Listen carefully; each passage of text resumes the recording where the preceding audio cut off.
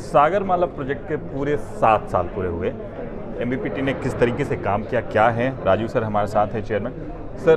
किस तरीके से सागरमाला के 7 साल पूरे होने के बाद क्या क्या चीज़ें हुई और आगे क्या क्या हो रहा है? नहीं, सागरमाला स्कीम ने हमारे लोगों में जो पोर्ट्स हैं और राज्य के मैरीटाइम बोर्ड हैं, दोनों को एक एहसास दिलाया कि केंद्र सरकार की मदद से काफ़ी प्रोजेक्ट्स में तो 50% तक की मदद हमें मिल जाती है।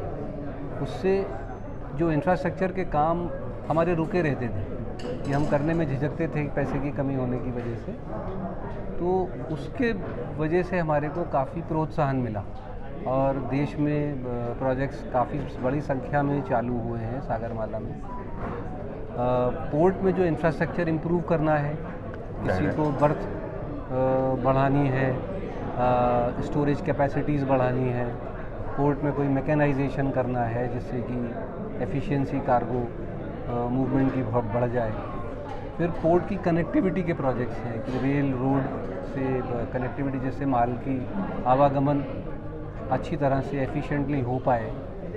फिर पोर्ट कम्युनिटी डेवलपमेंट, जो पोर्ट के आसपास, मुंबई में तो ठीक है एक शहर है, बट जहाँ पर पोर्ट्स थोड़े रूरल एरियाज़ में हैं, वहाँ के लोगों की कैपेसिटी बिल्डिंग करके उनको शिपिंग और पोर्ट रिलेटेड एक्टिविटीज़ में कैसे इन्वॉल्व किया जा सके जिससे कि उनका आर्थिक स्तर बढ़े। अगर सर हम बात करें कि मुंबई पोर्ट ट्रस्ट की तरफ से, क्योंकि सबकी निगाहें इसी पर थी, कितने क्रूज़ आएंगे, क्रूज़ से लेके आपने शुरुआत की, अब क्या स्थितियाँ हैं, किस तरीके से उसमें डेवलपमेंट? क्रूज़ तो मुंबई को तो जो सरकार ने 2015-16 में एक रिपोर्ट तैयार करी थी, उसके तहत मुंबई को इंडिया का क्रूज़ हब करके बनाने का प्लान बना था कि मुंबई हर तरह से क्रूज़ हब के लिए तैयार है। और उसमें 2042-43 तक के बारे में प्रोजेक्शंस थे उस रिपोर्ट में। उस प्रोजेक्शंस के तहत ये था कि इंडिया में करीब 40-42 लाख क्रूज़ पैसेंजर्स आएंगे जी, और उसमें से 32-33 लाख पैसेंजर्स मुंबई में आएंगे। बिल्कुल। अब क्रूज़ में जब हम बोलते हैं कोई पैसेंजर अगर मुंबई आते हैं तो वही पैसेंजर उसमें से कुछ गोवा भी जाएंगे, कुछ आगे कोचिंग भी जाएंगे, लेकिन फिर भी तो इस वजह से मुंबई क्रूज़ एक्टिविटी के तहत बहुत बड़ा सेंटर रहेगा और यहाँ पर हमें बहुत बड़े पैमाने पर फैसिलिटी तैयार करने की ज़रूरत है। और इसीलिए इंटरनेशनल क्रूज़ टर्मिनल का निर्माण चालू किया गया, जिसमें एक बार में 5000 पैसेंजर्स हैंडल कर सकें हम। इस तरीके से सिस्टम तैयार किया जा रहा है।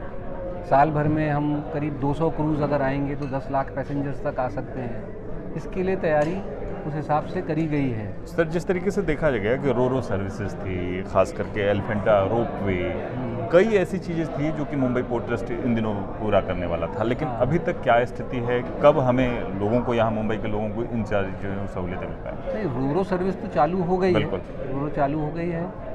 इनफैक्ट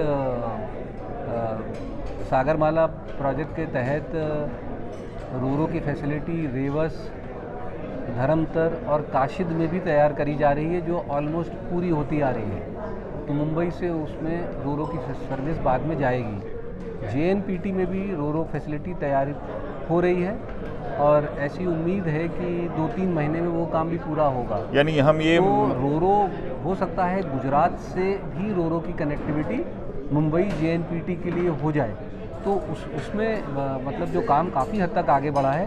रोपवे के बारे में यह है कि हमारे को ज़रा आर्कियोलॉजिकल सर्वे ऑफ इंडिया का एनओसी लगेगा एलिफेंटा के लिए, और वो जब पूरा होगा उसके बाद ही उस प्रोजेक्ट को हम टेंडर कर सकते हैं। बिल्कुल, यानी ये देखा जाए कि जो 7 साल पहले आप लोगों ने सपने देखे हैं वो जल्द ही पूरे होंगे।